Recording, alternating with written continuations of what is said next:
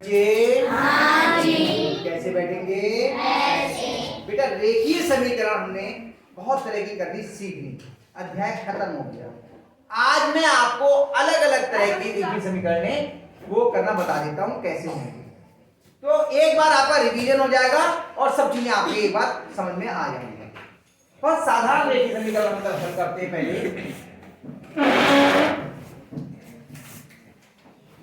x घन 5 बराबर 7। इसको हल करने का मतलब है हमें x का मान ज्ञात करना है। x आपके दाएं बाएं पक्ष में है, हमें x का मान ज्ञात करना है। बाएं पक्ष में x के अलावा 5 और है। 5 इधर से उठा के हमें इधर लेके जाना है। जोड़ की संक्रिया में है तो कहां में जाएगा? घटाने में। तो ये प्लस का है, इधर घटाने में जाएगा। x बराबर जो पहले से 7 था यहां लिखा -5। x बराबर दोनों अलग अलग चिन्ह किए हैं, घट जाएंगे। 7 में से 5 कितना आ गया? 2। इस सवाल हम लोग ने खूब किया। दूसरा सवाल करते हैं हम लोग। 12 बराबर 7 माइनस x। 12 बराबर 7 माइनस x। मान किसका निकालना है इसमें? x का। x कौन से पक्ष में है? दाएं पक्ष में। दाएं पक्ष में x के अलावा और क्या है? 7। तो 7 इधर धनात्मक है, इधर कैसा आएगा? 12 माइनस 7 बराबर इधर क्या बचा? नहीं, माइनस का है। क्या हो जाए? ऐसे लिखिए। अब ये दोनों अलग अलग चिन्ह के घट जाएंगे। 12 बड़ा है, प्लस का है, इसलिए प्लस का आएगा। 12 में से 7 के कितना बचा? 5 बराबर माइनस का x का मान निकालना था हमें, माइनस x का मान नहीं निकालना था। तो हम इसका चिन्ह बदलेंगे तो इसका भी चिन्ह बदल जाएगा। ये धनात्मक है, कैसा हो गया? माइनस का। -5 बराबर x या x बराबर -5। ये सवाल हो गया। ठीक। तीसरा सवाल हमने क्या था? 4x बराबर 24 लिखा है। अब यहां पर x है, धनात्मक है, x के साथ में 4, तो धनात्मक वाला ऋणात्मक नहीं जाएगा, क्योंकि हम संक्रिया देखते हैं x और 4 के बीच में का गुणा की है, तो 4 इधर काय में जाएगा? x बराबर 24/4। अब ये देखो दोनों ही 4 से कटते हैं। 4 एकम 4 छन 24। x बराबर कितना गया? 6। अगला सवाल हम करते हैं चौथा। 3 बराबर a/4। अब देखो चर कौन से पक्ष में है? दाएं पक्ष में। और दाएं पक्ष में क्या है? 4 बटे में है। इधर काय में आएगा? गुणा में। इधर भाग में, इधर काय में आएगा? गुणा में। 3 गुणा 4 बराबर 1 या 3 चौक 12 हो गया ना। 12 बराबर 1 या 1 बराबर 12। ये मैंने बहुत तेजी से बता दिए आपको, क्योंकि ये सारे नियम आपको मैं पहले बताया। हमने कहा था जो जोड़ की संक्रिया में होता है वो घटाने की संक्रिया में जाता है, जो घटाने की संक्रिया में होता है वो जोड़ की संक्रिया में जाता है, जो गुणा की संक्रिया में होता है वो भाग में जाता है, और जो भाग में होता है वो काय में जाता है? कब? जब हम पक्षांतर करते। पक्षांतर किससे होता? बराबर से बाईं ओर या बराबर के दाईं ओर, यही तो था। अब इसके आगे तो हमने सीखे थे।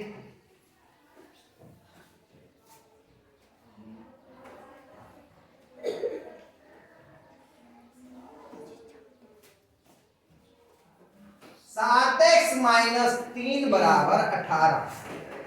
इसमें हमें किसका मान ज्ञात करना है? अनीता बेटा बाद में ढूंढ लेना जो ढूंढ रही हो, अभी इधर देख लो तो समझ में नहीं आएगा।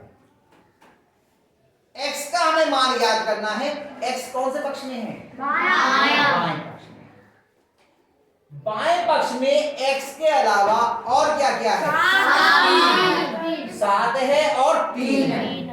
अब सवाल ये था कि पहले हम 7 उधर लेके जाएंगे या 3 लेके जाएंगे। हाँ, ये हम लोगों ने बात की थी कि यदि जो संख्या जोड़ या घटाने की संक्रिया में होती है उसे हम पहले लेके जाते हैं, और गुणा या भाग की संक्रिया में जो होती है उसे हम बाद में लेके जाते हैं। ये बात थी। तो पहले उधर हम क्या लेके जाएंगे?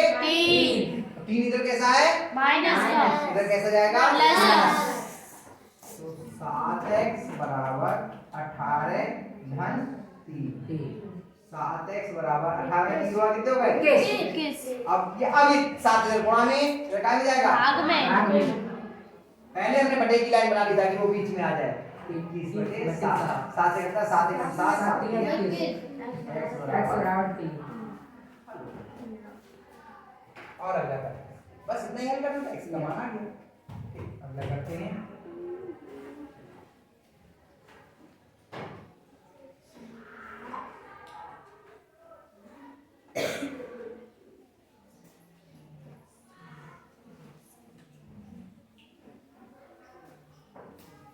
चार माइनस a बटे 5 बराबर 6।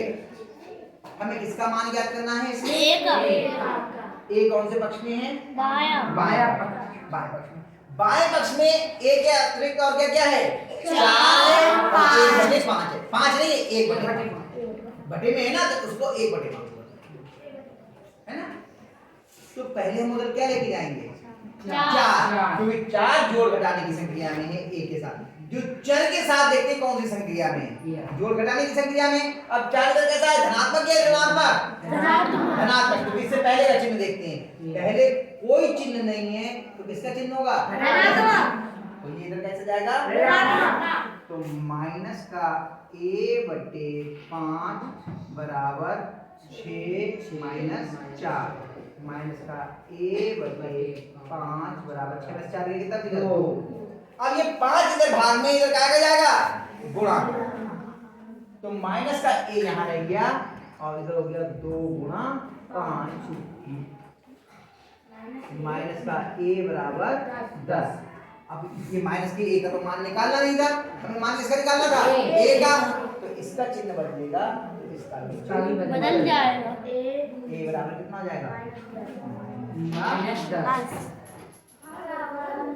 यहां तक के सवाल हम लोगों ने खूब सीखे थे, है ना। अब इसके आगे आगे सीखे थे, मुझे ध्यान आ रहा है शायद। तो आप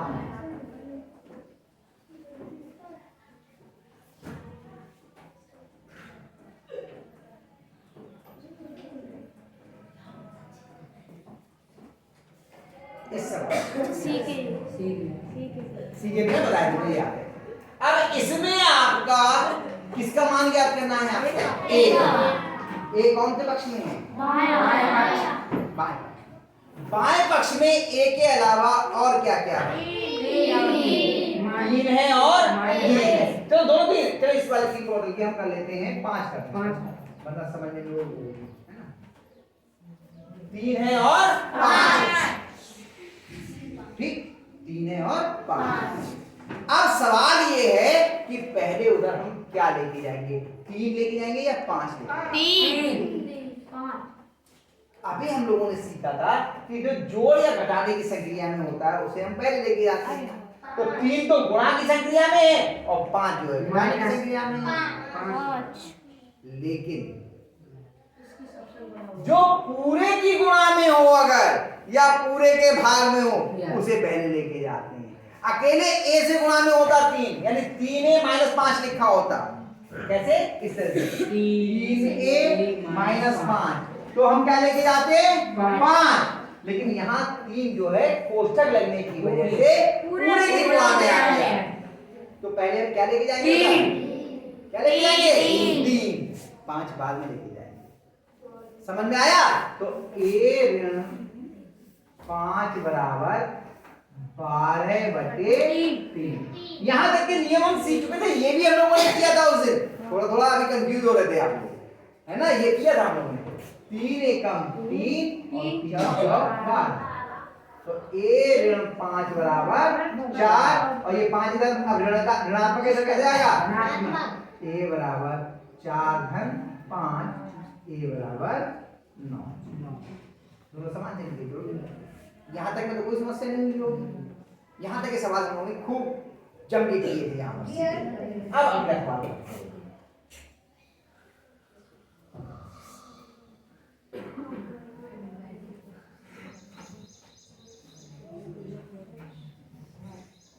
अब बताओ किसका मान ज्ञात करना है? x का। x कौन से पक्ष में? बाएं। बाएं पक्ष में। बाएं पक्ष में x के अलावा और क्या क्या है? 3 6 और 3 बटेगा। बटेगा। अब बात ये है कि पहले उधर 6 लेके जाएंगे। अब एक बच्चा कह रहा है 6 और कुछ बच्चे कह रहे हैं 3। तो 6 कौन सी संक्रिया में है? जोड़ की संक्रिया, और 3 आया में भाग की संक्रिया में। तो वो वाले नियम से तो हमें 6 लेके जाना चाहिए, लेकिन यहाँ हमने क्या बताया था, अगर पूरे के बटे में हो या पूरे के गुणा में हो तो पहले हम उसको लेके जाते हैं। अब बताओ पहले किसको लेके जाएंगे? 3 पूरे व्यंजक के बटे में है ना, यहाँ से लेके यहाँ तक बटे में। अगर ये केवल x के बटे में होता तो हम पहले 6 लेके जाते, लेकिन ये पूरे के बटे में तो पहले हम क्या लेके जाएंगे उधर? 3। तो x धन 6 बराबर 2 गुणा 3। x धन 6 बराबर 2 दिया। अब 6 इधर प्लस का इधर क्या जाएगा?